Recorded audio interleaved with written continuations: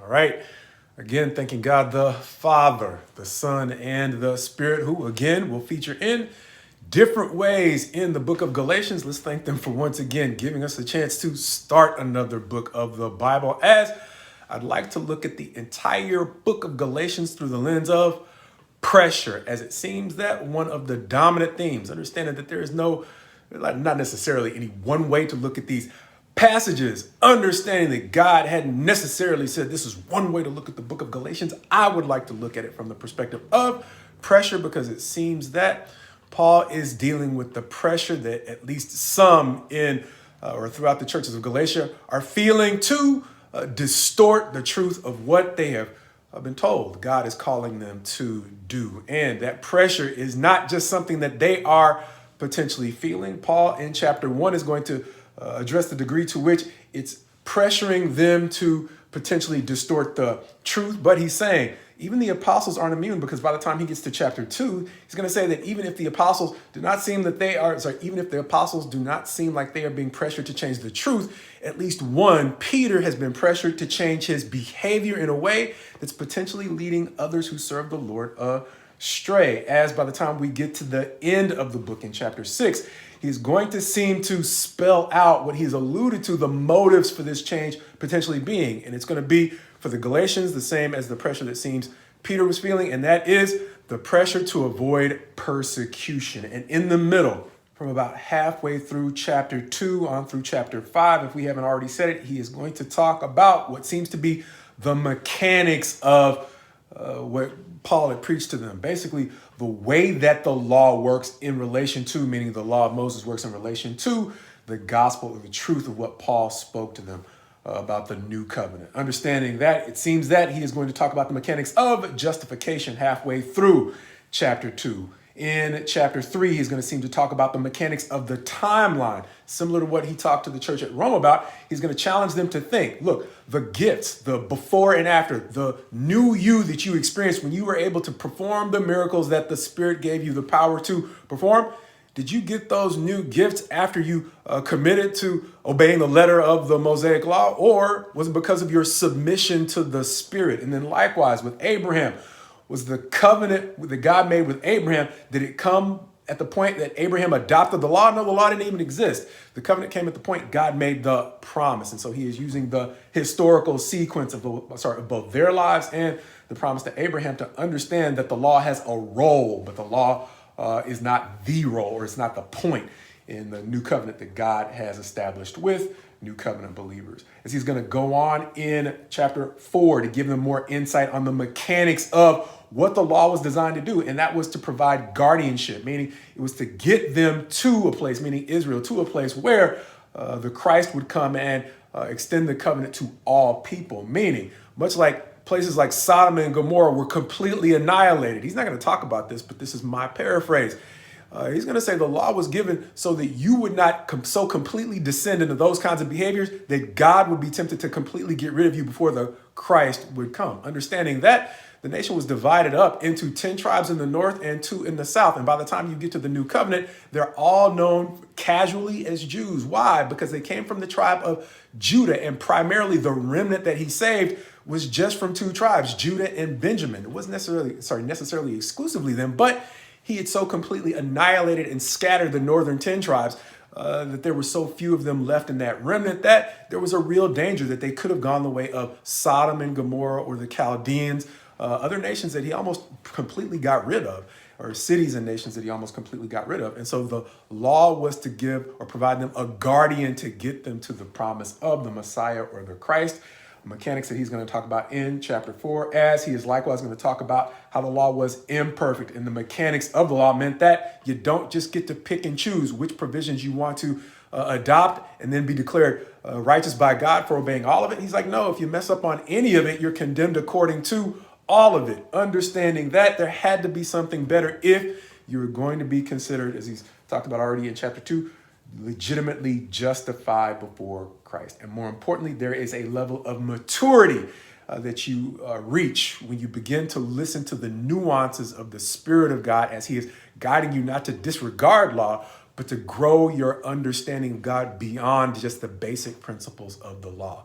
He's calling you into a deeper relationship that the Spirit guides you into. And all that aside, in chapter 1, he is starting by helping them to understand how he himself has tried to overcome the pressure to change in various ways, from or all to the things that God has called him to do. And low key, it seems to start in the very first verse of chapter 1 when he says, Paul, an apostle, not from men nor through man, but through Jesus Christ and God the Father. A simple introduction that seems to basically introduce that entire theme that we talked about, the need to resist pressure, and as we talk about often, for Paul to have a legitimate, strong sense of identity and purpose. He started out in the letter to the Romans talking about how he identified himself as a servant, and that kept him from getting the big hit about the gifts that he would have as an apostle. Now he is talking about understanding who he serves, knowing that he is now going to deal with the peer pressure, for lack of a better term, that it seems that the Galatians and even some of the other apostles are feeling, understanding the persecution that they are potentially facing. And so from the beginning, he's going to say, I don't serve people, I serve God, even though I am his servant to people. My paraphrase again. But moving on, because in verses 6 through 9, he is going to use very strong words to talk about the need to avoid the belief that there is a legitimately different gospel other than the one that was taught to them, understanding that they seem to be in verse 7, facing a pressure, as we mentioned, to literally, as he's going to say, distort the gospel of the truth that was delivered to them. And he's going to then expand it out to say anyone, him included, that tries to preach a different gospel than the one that they had preached to them, he's going to say they should be accursed. Even if it's an angel from heaven, he famously says, anyone keeping that same energy that he kept when he's talking to the Corinthians about us all having to appear before the judgment seat of Christ, he realizes there will not be two standards for the Galatians and Paul. Even though he is an apostle, there's one standard by which they are all going to be judged, and that is whether or not they preserved the truth of what God told them to say and told them to be. As in verse 10, he is then going to say, who am I seeking the approval of? Am I still seeking the approval of people or of God? And if I'm still seeking to please men, why is my life looking the way that it does, for lack of a better term? As in verses 11 through 17, he is going to move on to establish or prove that point by talking about the history, meaning he is not saying he was never a people pleaser. He was extremely zealous for the traditions of his fathers. He's going to say in verse 14, but then he is going to shift and talk about that change that he made from simply trying to, if you can describe it as people pleasing, simply trying to people please the leaders of Israel. And he moved to make probably a better shift to more purely serve God. And so he didn't leave trying to please Israel to try to please the Christians. No, he was affiliated with the Christians. He did not reject the Christians, most notably the apostles, but he did not leave the potential habit of people pleasing.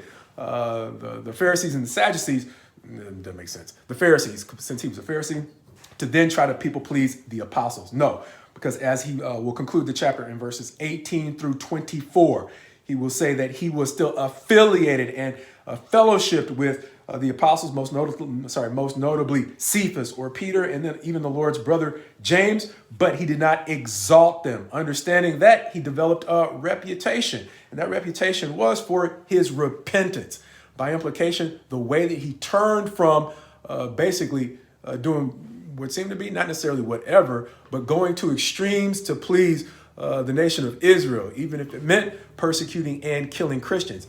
He did not develop a relationship for being just that zealous for the service of the apostles. No, he developed a relationship for rejecting the tendency to go so far in people pleasing that he would actually partner in committing murders, to simply trying to more purely serve the truth of what God had called him to do. And so with that, it reminded me of a couple of things. And when he's talking about the different gospel, it reminded me, when he says there is no different gospel, the way that that different gospel came about was by, as he literally says, the attempts to distort, reminding me that practically in our own lives, it is rarely by great degrees that we are tempted to make very serious deviations from the truth. It's by almost imperceptible small degrees that we can be tempted to make changes that have great consequences. As I have frequently from the pulpit used the illustration that I borrowed from a mentor. And that was an illustration of an emergency that he and his wife had It required them to travel to go see family on a short timeline. And they had a pilot at the church that was willing to take them overnight before they could necessarily book a commercial flight. Was willing to take them overnight to go see family. And as they flew, and he stayed up with that pilot, who was nice enough to agree to lose sleep to get them to where they needed to be, they had a conversation where they went through the different instruments on the airplane. And one of them had to do with the attitude of the aircraft. And as I sometimes say, aircraft have an attitude. Who knew? But the attitude of the aircraft measures where it's supposed to be headed in comparison to where it is actually going. And 1 or 2 degrees off doesn't matter much over a few seconds, but over the course of a 2-hour flight, so sometimes say it can be the difference between ending up in Minneapolis and Chicago. And as Paul seems to be warning the church at Galatia the churches in Galatia, beginning in chapter 1, there is no hybrid or persecution-free distortion of the truth that God gave them that will get them to the destination that God promised. If they want a persecution-free truth, that's not going to land them in the reward that God has promised to those who are willing to endure persecution to preserve the truth, all of it. And understanding that, as we go through the book of Galatians, as we often say, my prayer for you is my prayer for me, maybe at least twofold. One, as we go through this book, may God help us understand the subtle ways that we can be pressured to distort the truth of what he has given us, and beyond the head knowledge or the wisdom of understanding the different ways that we can be pressured, may he strengthen us to overcome the pressure to distort the truth in ways that might help us avoid persecution, but likewise lead us away from the reward that God has promised, as we said, to those who are willing to endure persecution in order to preserve the truth, all of it.